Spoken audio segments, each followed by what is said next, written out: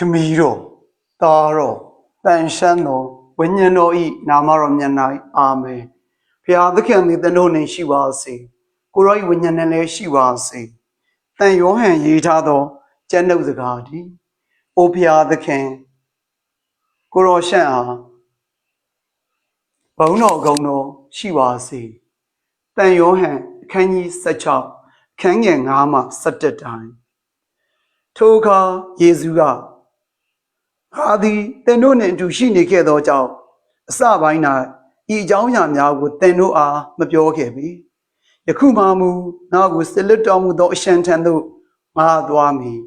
Toya dwen, Uram Niti Yedu, Dwami ni huye, they know dwen, the Yaunya, Hago Mameja. Madiga, E. Jaunya rogo, then no a, Georgia the Pen, they know is sent lonely, when a champion, Pilebi.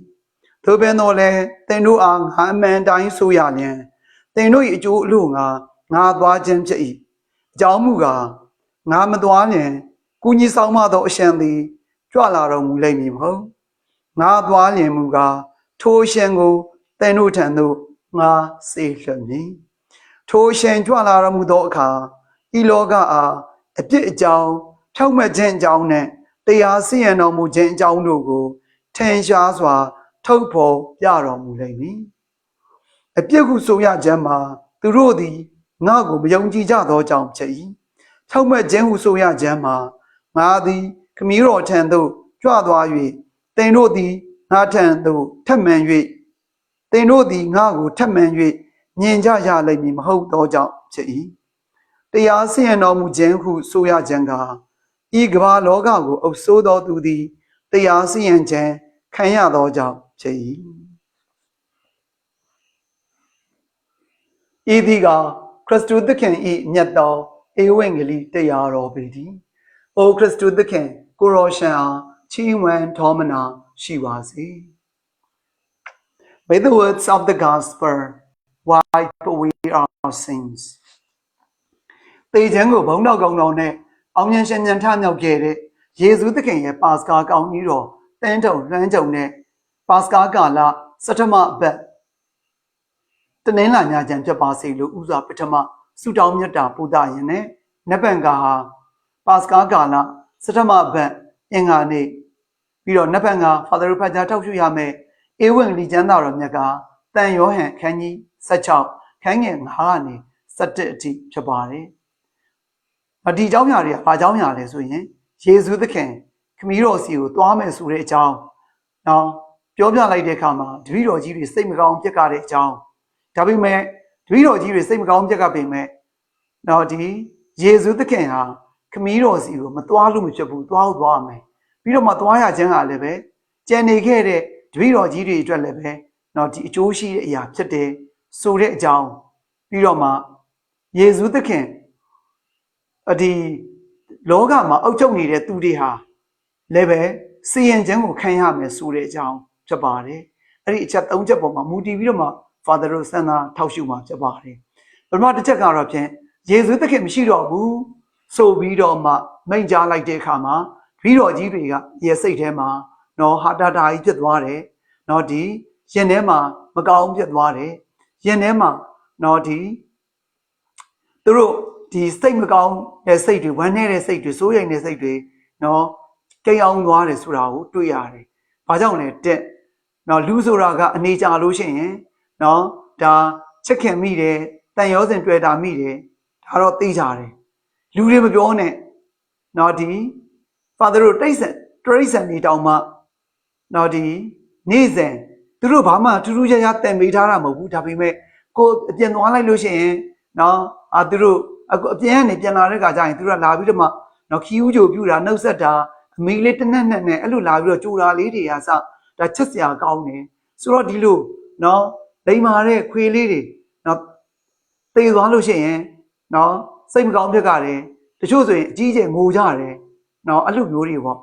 Da, place and arrow Tala, Nezo, no, the Lolo Shayali to a look at look. Tabi me, Yautu Dama, Jenny Dama, Father Ruha, no, Domyana Lushe, no, I, Jenny Boma, then yours and Jadwari, Subasu. Sanyeru, Garu, no, စပိန်တို့ရန်တုံးကနော်ဆိုင်ငယ်တို့ကားတို့တိတ်ပြီးတော့အဲ့လို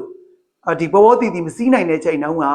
နော်ဒီစပိန်ကိုအားပြုပြီးတော့စီးရတယ်အဲ့ဒီစပိန်အနေနဲ့ကိုကဈေးရောင်းခဲ့ရတယ်နော်ခီးသွားရတယ်စသဖြင့်အဲ့လိုတွေနော်ဒီကိုရီကြာကြီးသုံးခဲ့ရတယ်ပြီးတော့အထူးသဖြင့်အစမပြေတဲ့ချိန်မှာဒီဘိန်းကိုအသုံးပြုပြီးတော့မှဒီစပိန်တွေကိုဒီဆိုင်ငယ်တွေအသုံးပြုပြီးတော့မှကိုယ့်ရဲ့မိသားစုစားဝတ်နေရေးအတွက်ဖြည့်ရှင်းခဲ့ရတဲ့နေသားမျိုးလေးတွေရှိခဲ့တယ်ဆိုရင်ဖြင့်အဲ့ဒီစပိန်ဆိုင်ငယ်တို့ဟာဘလောက်ပဲဟောင်းနှမ်းသွားပါစေနောက်ဆုံးစီးလို့မရသုံးလို့မရတော့တဲ့ကျိုးပဲ့သွားတဲ့ချိန်နေမျိုးမှသာလဲနော် father တို့ဟာနော်ဒီမတတ်တာလို့သာလဲပြစ်လိုက်ရတာကမျိုးကလွဲလို့ရှိရင် father တို့ကနော်ဒီပစ္စည်းတွေဆိုလည်းပဲဘာပဲဖြစ်ဖြစ်ငါတို့ဒုက္ခရောက်တော့ငါတို့လှုပ်ကြွေးပြုခဲ့တာဆိုပြီးတော့မှတန်ရောစင်တွေရှိတတ်သေးတာပဲဆိုတော့တပည့်တော်ကြီးတွေအနေနဲ့နော်ယေရှုသခင်အပေါ်မှာလူသားဖြစ်တာကြောင့်ဒါတန်ရောစင်တွေ့မိတယ်ယေရှုသခင်လည်းသူတို့ပေါ်မှာချက်တယ်ဒါပေမဲ့အလိုမလိုက်ဘူးဘာကြောင့်လဲယေရှုသခင်ကလောကမှာသူဘလောက်ပဲအသက်ရှံရမလဲလောကတက်တာဘလောက်ဒီပဲသူနေရမလဲဆိုတာသူသိနေတယ်ဒါကြောင့်လို့ယေရှုသခင်ကနော်ဒီတပည့်တော်ကြီးတွေကိုနော်ခြံနာခဲ့ပြီးတော့မှသွားမယ်တဲ့အတွက်သူ့အနေနဲ့နော်စိတ်မကောင်းမဖြစ်ဘူးဘာကြောင့်လဲယေရှုသခင်ကဒီသူရှိနေတဲ့ချိန်တော်အတွင်းမှာအဖော်လေးရအောင်ဒီတပည့်တော်ကြီး12ပါးကိုအတင်းခေါ်ထားပြီးတော့မှသူနော်သူ့ရဲ့ဒီလောကတတ္တရှင်သန်ဖို့ရင်အတွက်နေထိုင်ဖို့ရင်အတွက်တရင်သုံးဖို့အတွက်နော်ဒီချိန်ကုန်သွားပြီဆိုတဲ့အခါကျရင်သူကကိုလွတ်ကြုံပြီးတော့သူကြော့လေးနဲ့သူအဲ့လိုမသွားဘူးယေရှုသခင်ကတာဝန်ယူမှုတာဝန်ခံမှုတာဝန်သိတဲ့စိတ်အပြည့်အဝရှိတယ်တောက်လျှောက်သူတရားဒေသနာဟောကြားလာခဲ့တဲ့သုံးနှစ်တောင်ဖာသူတို့ကြည်လိုက်ပါယေရှုသခင်ဟာတာဝန်ခံမှုတာဝန်သိမှုတာဝန်ယူမှုအပြည့်အဝရှိတယ်ဘယ်တော့မှနော်ကိုရှိနေတဲ့အချိန်မှာသူရှိနေတဲ့အချိန်မှာအစင်ပြေဖို့လူတွေကိုချနေပြီးတော့တုံးချပြီးတော့မှသူမရှိတော့တဲ့အခါကျရင်သူတို့ကဘာဖြစ်ဖြစ်လာငါနဲ့မဆိုင်ဘူးဆိုတဲ့တာဝန်မယူတတ်တဲ့အကြီးအကဲတွေလို့တာဝန်မယူတတ်တဲ့သူတွေလို့နော်အဲ့ဒီလိုမျိုးယေရှုသခင်မလုပ်ခဲ့ဘူးနော်ဆိုတော့အခုလည်းသူပြောထားတယ်ငါသွားမှာငါဘယ်သွားမလဲဆိုတာမင်းတို့မမေးဘူးဘာကြောင့်လဲငါပြောပြလိုက်တဲ့အကြောင်းအရာတွေကြောင့်မင်းတို့စိတ်မကောင်းဖြစ်နေတယ်ဒါပေမဲ့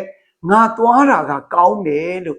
ယေရှုသခင်ဒါသူတို့ပြန်ပြီးတော့မှအားပေးတယ်နော်ငါသွားတာမင်းတို့အတွက်ကောင်းတယ်လို့ယေရှုသခင်သူတို့အားပေးတယ်နော်ဆိုတော့တပည့်တော်ကြီးတွေအနေနဲ့ကတော့ဖြင့်ဒါယေရှုသခင်ကိုတန်ရောစင်ရှိတာတစ်ချက်နောက်တစ်ချက်ကတော့ဘာလဲဆိုရင်သူတို့ကဖောင်ပြက်ပြီးတော့မှယေရှုသခင်နောက်ကိုလိုက်လာခဲ့ကြတာနော်ဆိုတော့သူတို့အနေနဲ့3နဲ့3မို့သူတို့အရင်တုန်းကအသက်မွေးဝမ်းကြောင်းတွေဖြစ်တဲ့တချို့ကတငါတဲ့တချို့ကခေါင်ခံပြီးတော့တချို့ကတော့ဒါသူတို့ရဲ့အသက်မွေးဝမ်းကြောင်းမျိုးရှိကြမှာပေါ့နော်အဲ့လိုသူတို့ရဲ့အသက်မွေးဝမ်းကြောင်းမျိုးရှိကြတဲ့အထဲမှာရှိကြတဲ့ဒီအသက်မွေးဝမ်းကြောင်းတွေကိုအခုကတော့ယေရှုသခင်မရှိတော့ဘူးဆိုတော့သူတို့ရဲ့အနာဂတ်ကဘယ်လိုလာမလဲတော့မသိဘူးနော်ပြန်သွားပြီးတော့မှအဲ့ဒီလိုနော်ဒီမလောက်ပဲနဲ့ပြတ်ထားခဲ့တာကြားပြီးဖြစ်တဲ့ဒီအလုပ်တွေကိုပြန်သွားလုပ်ရမယ်ဆိုတော့ဒုက္ခပဲလို့တွေးပြီးတော့မှစိတ်မကောင်းဖြစ်တာလည်းပဲဒါဖြစ်နိုင်တယ်။ဘာပဲဖြစ်ဖြစ်နော်အဲ့ဒီထဲမှာယေရှုသခင်ကတော့ဖြင့်သူတို့ကိုပြောလိုက်တယ်မင်းတို့စိတ်မကောင်းဖြစ်တယ်ဆိုတာငါသိတယ်ဒါပေမဲ့ငါမသွားလို့မဖြစ်ဘူးငါသွားတာမင်းတို့အတွက်ပိုကောင်းတယ်ဆိုတဲ့အကြောင်းယေရှုသခင်ကနော်ဒီ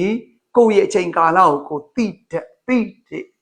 သူဖြစ်တယ်ဘယ်တော့မှဒီလောကကြီးမှာဘလောက်ပဲအဆင်ပြေနေပါစေဘလောက်ပဲကွာချစ်ခင်တွေ့တာနေပါစေဒီမှာဒီလောကကြီးမှာပဲကိုနေလို့မရဘူးဆိုတာကိုယေရှုသခင်ကတော့ကောင်းကောင်းလေးသိနေတယ်ဒါကြောင့်မို့ပြီးတော်ကြီးတွေကိုလည်းပဲဒါအဲ့ဒီတရားကိုသူတို့ပေးလိုက်တယ်ဆိုတော့ Father တို့အနေနဲ့နော်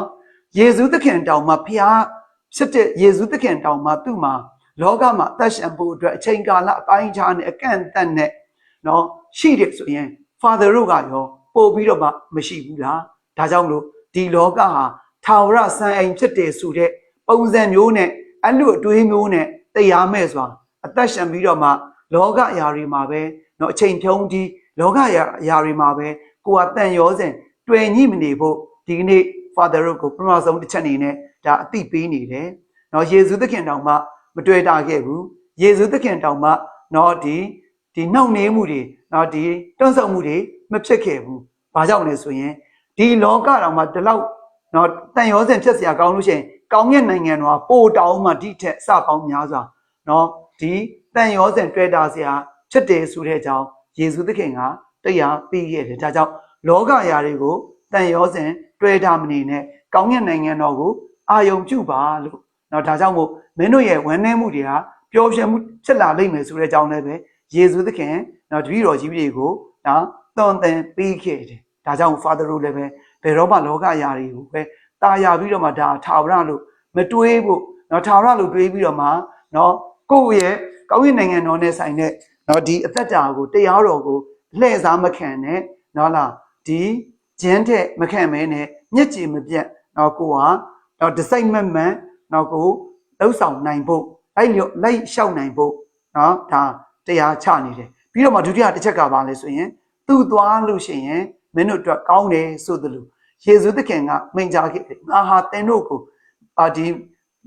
မိဘမဲ့လို့ခြံထားခဲ့ဘူးလို့ခြံထားခဲ့မှာမဟုတ်ဘူးဆိုတဲ့ကြောင့်ယေရှုသခင်သူ့ရဲ့တပည့်တော်ကြီးတွေကိုအဲ့ဒီလိုမျိုးမိန့်ကြားခဲ့တယ်အဲ့ဒါနော်အဲ့လိုမိန့်ကြားခဲ့တယ်ဆိုတော့ဒီမိဘမဲ့တွေလို့မထားခဲ့ဘူးဆိုတာကြောင့်မို့ယေရှုသခင်ကသူသွားပြီးတော့မှ10ချက်အတွင်းမှာပဲနော်တန်ရှင်းတဲ့ဝိညာဉ်တော်ဘုရားကိုနော်စိတ်လွတ်ခဲ့တယ်ဘလောက်ထိယေရှုသခင်ကသူ့ရဲ့တပည့်တော်ကြီးတွေအတွက်နော်ပြီးတော့မှသူ့ယေရှုသခင်ရဲ့တပည့်တော်ကြီးတွေအားဖြင့်တက်ဝင်ယုံကြည်လာမဲ့နော်ဒီခရစ်ယာန်ဘာသာဝင်တွေကိုဘလောက်ထိယေရှုသခင်ကကြိုးတင်ပြီးတော့မှစီမံထားပေးခဲ့တယ်လေဆိုတာဒီမှာ Father တို့တွေ့ရတယ်ပြီးတော့မှသူသွားလို့ရှိရင်ပိုကောင်းတယ်အဲ့ဒီတော့မှပဲကူညီပေးမဲ့သူဟာကြွလာလိမ့်မယ်လို့နော်ယေရှုသခင်ဆိုခဲ့တယ်အဲ့ဒီစကားကိုထောက်ပြီးတော့မှ Father တို့နောက်စဉ်းစားစရာတစ်ချက်ကပါလဲဆိုရင်ဘုရားသခင်ရဲ့ကယ်တင်ခြင်းလုပ်ငန်းတော်ဟာ၃ပိုင်းရှိပါတယ်ပထမတစ်ပိုင်းကဓမ္မဟောင်းကာလနောက်ဒုတိယတစ်ပိုင်းကဓမ္မသစ်ကာလအဲ့ဒီဓမ္မသစ်ကာလမှာနှစ်ပိုင်းထပ်ပြီးတော့မှခွဲလို့ရတယ်အဲ့ဓမ္မသစ်ကာလရဲ့ပထမပိုင်းကပါလဲယေရှုသခင်ငွေပွားခြင်းကနေစပြီးတော့မှကောင်းကင်နိုင်ငံတော်ကိုတက်တဲ့အထိအဲ့ဒါကနော်ဒီဓမ္မသစ်ကာလရဲ့နှစ်ပိုင်းရှိတယ်မှာပထမပိုင်းနောက်ဒုတိယပိုင်းကျတော့ပါလဲတန်ရှင်းတဲ့ဝိညာဉ်တော်ဗျာစမ်းသက်လာတဲ့ချိန်ကစပြီးတော့ဒီနေ့ဒီချိန်ထိ Father တို့ရဲ့ခေတ်ကာလအထိနော်အဲ့ဒါတစ်ပိုင်းဆိုပြီးတော့တွေ့ရတယ်ဆိုတော့အဲ့ဒီဓမ္မဟောင်းကာလမှာကျတော့ခမည်းတော်ဘုရားရဲ့လက်ရာတော်ကိုပို့ပြီးတော့မှအမှုတော်ကို Father တို့ပို့ပြီးတော့မှတွေ့ရတယ်ဓမ္မသစ်ကာလရဲ့ပထမပိုင်းယေရှုသခင်လူအဖြစ်ကိုခံယူတော်မူတဲ့ချိန်ကစပြီးတော့ကောင်းကင်နိုင်ငံတော်ကိုပြန်ပြီးတော့တက်ကြွသွားတဲ့ချိန်ထိအဲ့ဒီအပိုင်းရကြတော့ယေရှုသခင်ရဲ့အမှုတော်ဆောင်ဘဝကို Father တို့နော်ဒီမျက်စိနဲ့တက်အကြီးမြင်ရတယ်။ကဲပြီးတော့မှတန်ရှင်းသောဝိညာဉ်တော်ဗျာစမ်းသက်လာပြီးတဲ့နောက်ပိုင်းကတော့ဖြင့်ဒါဘု து အပိုင်းလေဆိုရင်တန်ရှင်းသောဝိညာဉ်တော်ဖျားနော်တန်ရှင်းသောဝိညာဉ်တော်ဖျားဥဆောင်လမ်းပြလှုပ်ဆောင်တဲ့အချိန်ကာလဖြစ်ပါတယ်။ဒါကြောင့်မို့တော့ပြီးခဲ့တဲ့ဒီ Christmas တုန်းက Father ပြောခဲ့ဘူးတဲ့ယေရှုသခင်နော်ဒီလူအဖြစ်ကိုယူဖို့တရားတမန်တော် Gabriel ကအမိမယ်တော်ကိုနော်အမိတ်တော်ပြန်တဲ့ချိန်တုန်းကအဲ့ဒီလိုမျိုးဖြစ်လာတဲ့ဒီကယ်ရင်ချင်းတည်င်းကောင်းဟာယေရှုသခင်တပါးလေးပဲမဟုတ်ဘူးပုဂ္ဂိုလ်သုံးပါးလုံးရှိနေခဲ့တယ်ဆိုတာကိုဒါဆိုလိုချင်တာနော်ဆိုလိုချင်တာနော်ဘာကြောင့်လဲအလိုတော့ဒီကုလိုအလိုဖြစ်ဖို့ရန်အတွက်ကနော်တားတော်ဘုရားလူဖြစ်ကိုခံယူဖို့ဘာသူရဲ့အလူလဲဆိုရင်ခမည်းတော်ဘုရားရဲ့လူနော်လူဖြစ်ကိုခံယူမှာဘာသူလဲတားတော်ဘုရားပြီးတော့မှဒီအမိမယ်တော်ဟာနော်ဒီ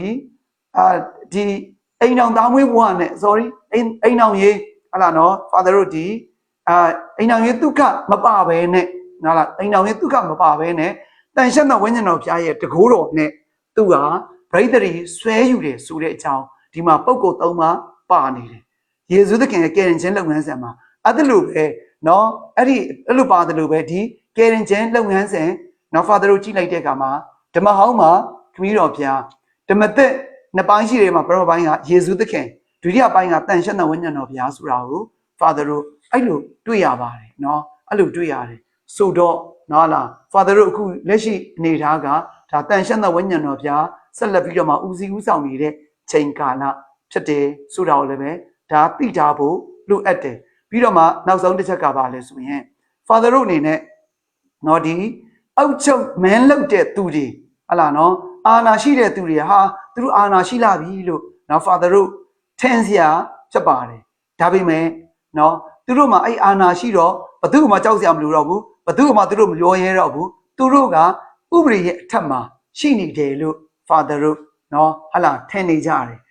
လောလောလတ်လတ်နောက်တခြားရှိဝေးမကြည့်နဲ့ Father တို့မြန်မာနိုင်ငံမှာအကျမ်းဘက်ဖက်ဆက်စမိတ်စာတို့ကသူတို့ကတနက်လည်းသူတို့မှရှိတယ်အာနာလည်းသူတို့မှရှိတယ်နိုင်ငံဘန်နာအားလုံးကလည်းပဲသူတို့အကုန်လုံးတိမ်ကြုံထားတယ်ဆိုတော့ သူတို့ရဲ့အာနာဇက်ကဟုတ်လားနော်မမေးမိန်တော့ဘူးနော်မကြရှုံးတော့ဘူးဆိုပြီးတော့မှထင်စရာကောင်းပါတယ်တကယ်ဟုတ်သလားဆိုတာစောင့်ကြည့်နေပါနော်လားမတရားမှုဆိုတာဘယ်တော့မှရေရှည်မတည်မြဲဘူးဟုတ်လားနော်မတရားမှုဆိုတာဘယ်တော့မှရေရှည်မတည်မြဲဘူးပြီးတော့မတရားမှုဆိုတာဘယ်တော့မှငြိမ်းချမ်းမှုမရှိဘူးနော်အမြဲတမ်းပဲစူပူမှုအမြဲတမ်းပဲဖိနှိပ်ညှဉ်းဆဲမှုတွေရှိနေတယ်ဆိုတာဒါကြောင့်မို့ညှဉ်းပန်းနှိပ်စက်မှုရှိနေတယ်ပြီးတော့မှနော်ဖုံးကွယ်လိန်ညာတာတွေမုတာဝါဒတွေနော်ကြီးစိုးနေတယ်ဆိုတာဘယ်တော့မှနော်ဒါငြိမ်းချမ်းရေးမဟုတ်ဘူးမနေ့ပဲဟလာနော်တနေ့ကစနေနေ့ကပေါ့နော်စနေနေ့ကတဲ့နော် father လည်းအခုမှကြားလိုက်တယ်တစ်ချက်တော့တွေ့လိုက်တယ်ဒါပေမဲ့နော်ပြေးဆိုပြီးတော့မှစစ်ပြေးရဲ့ပုံရပြီးတော့မှဒီမြို့လေကောင်မှာလူတွေကဟလာနော်ထမိန်တွေပါနေအဲ့လိုတွေဝတ်ပြီးတော့မှပြေးနေတာတွေ့ရဘာမှမသိဘူးဒါပေမဲ့ဒီနေ့မှသတင်းနားထောင်လိုက်တော့ father ပြီးဒီစနေတနေ့နဲ့ father တို့ကနော်မအားတာကြောင့် father လည်းသတင်းမကြည့်နိုင်နော်ဟလာဒီနေ့မှပြင်ပြီးသတင်းကြည့်လိုက်တဲ့အခါကျတော့စနေနေ့ညနေပိုင်းလောက်မှာတဲ့မာရသွန်ပြေးတယ်ဆိုပါလားရန်ကုန်မြို့မှာနော်ဟလာအဲ့ဒါတွေကယားတွေအားလုံးပြီးတော့မှမလုပ်ကြလဲဆိုရင်ဒီ main ရုပ်နော် main ရုပ်တွေနော်ဒီသူတို့ပေါ်မှာကြားရောက်လာမဲ့နော်ဒီကပ်ဘေးဒုက္ခတွေအားလုံးကိုပြည်သူတွေပေါ်မှာကြားပါစေဆိုတဲ့အဲ့ဒီပုံစံမျိုးနဲ့နော်အချိန်ကမဟုတ်တဲ့ပြီးတော့မှစနေနေ့မှာသွားတော့ရွေးပြီးတော့မှအဲ့ဒါလိုလုပ်တယ်ဆိုတဲ့အကြောင်းသတင်းထဲမှာကြားလိုက်တယ်ဘယ်လောက်ထိရုပ်မာတယ်လဲဆိုတာသူတို့အခုလိုမျိုးအဲ့ဒါလိုမျိုးရုပ်မာနေတာဒါပေမဲ့သူတို့ကရောစီရင်ကြောင်းကိုမခံရောက်တာတေးကြတယ်နော်လက်ရှိပြည်သူတွေကြုံတွေ့နေရတဲ့နော်ဒီဒုက္ခတက်ကိုအစပေါင်းများစွာသူတို့ကစပြီးတော့သူတို့သားသမီးမြေးမြစ်တွေအထိဘယ်တော့မှလူဝင်မပြောင်းဘူးလူတော်မတိုးဘူးဟုတ်လားနော်လက်ရှိသူတို့အာဏာရှိတဲ့ဒီချိန်ကလွယ်လို့ရှိရင်အဲ့ဒါပြီးသွားလို့ရှိရင်သူတို့ဘဝကနေဝင်ချိန်သူတို့ဘဝကတကယ်နော်မောင်ကြီးမြမဲထဲမှာအသက်လုံးနေရမယ်လူသားတွေဖြစ်တယ်။ဘာကြောင့်လဲဆိုယေရှုသခင်ပြောထားတယ်နော်ဒီအစီရင်ခြင်းကိုဟလားတရားစီရင်တော်မူခြင်းဟုဆိုခြင်းမှာတဲ့ဒီကမ္ဘာလောကကိုအုပ်ဆိုးသောသူသည်တရားစီရင်ခြင်းကိုခံရမည်ဖြစ်သောကြောင့်ဒီတဲ့တွေ့တယ်နော်ဟလားနော်ဆိုတော့အဲ့ဒါတရားစီရင်မှုကလူတိုင်းကခံရမှာမခံရဘူးမဟုတ်ဘူးမတရားတဲ့သူလည်းခံရမယ်တရားတဲ့သူတွေလည်းပဲခံရမယ်ဒါပေမဲ့မတရားတဲ့သူတွေကမတရားတဲ့လျောက်သူတို့ကပြန်ပြီးတော့မှစီရင်ခြင်းကိုခံရမယ်တရားတဲ့သူကတရားတဲ့အလျောက်နော်သူတို့ကစီရင်ခြင်းကိုခံရမယ်ဒါပေမဲ့သူတို့ရဲ့စီရင်ခြင်းကတက်တာတယ်ပေါ့တယ်နော်ဒါပေမဲ့မတရားတဲ့သူတွေရဲ့စီရင်ခြင်းကသူတို့ကျူးလွန်ခဲ့တဲ့အတိုင်းပဲပြင်းပြင်းထန်ထန်ရှိမယ်ပြီးတော့မှသူတို့ကနော်ဒီသူတို့ရဲ့အပြစ်ဒဏ်အတိုင်းပဲသူတို့ရဲ့ရာဇဝတ်မှုအတိုင်းပဲသူတို့ရဲ့အပြစ်အတိုင်းပဲသူတို့ကခံရမှာဒါကြောင့်မပူပါနဲ့နော်ပြည်သူတွေနော်မိမိတို့တက်ဝင်ယုံကြည်တဲ့ဘာသာတရားအလျောက်ဆက်လက်ပြီးတော့မှဒီအကျမ်းဖတ်ဖက်စစ်စမိတ်စာနဲ့ပြီးတော့မှဒီလိုမတရားမှုတွေဒီလိုအာဏာရှင်တွေဘယ်တော့မှမြမမြေပေါ်မှာနော်ဘယ်တော့မှထပ်ပြီးတော့မှမပေါ်ပေါက်ဖို့အတွက်စိတ်တက်မကြပါနဲ့စူးစမ်းပါဆူတောင်းပါမေတ္တာပို့ပါနော်ဘာသာတရားတိုင်းကကိုတက်ဝင်ယုံကြည်တဲ့ဘာသာတရားတိုင်းရဲ့နော်